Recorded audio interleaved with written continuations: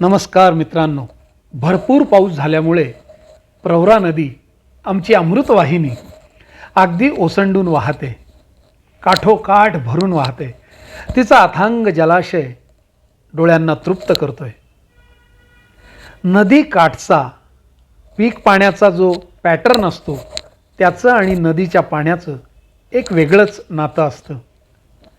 आणि या प्रवरा तीरावर वर्षानुवर्ष शेती फुलवण्याचं अलौकिक कार्य ही लोकमाता प्रवरा करत आलेली आहे.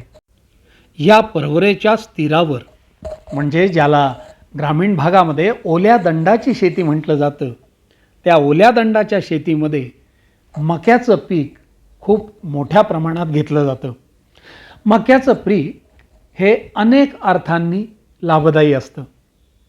दुधाळ जनावरांना अत्यंत पौष्टिक असा चारा म्हणजे मक्याचं पीक समजलं जातं. मक्याचा चारा अत्यंत सकस आणि रुचकर असतो. मक्याचा हिरवा चारा दुभत्या जनावरांना खाऊ घातल्यानं दुधाचं प्रमाण वाढतं. मध्यम ते भारी परंतु चांगला निचरा होणाऱ्या जमिनीत या पिकाची लागवड केली जाते आणि त्यापासून अनेक लाभ होतात. मक्याचा हिरवा चारा मुरघास म्हणूनही वापरता येतो. त्याच्यापासून अधिकाधिक चारा मिळवण्यासाठी आजकाल अत्याधुनिक तंत्रज्ञानाचा वापर केला जातो. मक्याचं दुसरं वैशिष्ट्य म्हणजे विविध प्रकारच्या हवामानाच्या परिस्थितीत अष्टपैलू उदयोन्मुख पीक म्हणून मका ओळखला जातो. जागतिक पातळीवर तर मक्याला धान्याची राणी म्हटलं जातं.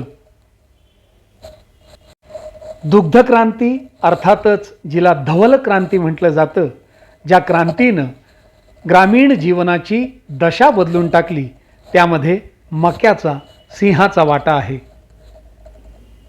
मक्याचा वापर पशुधनासाठी फीड म्हणून, पशुखाद्य म्हणून, गुरं, कुक्कुटपालन आणि ज्या ठिकाणी वराह पालन केलं जातं अशाही ठिकाणी वापर केला जातो.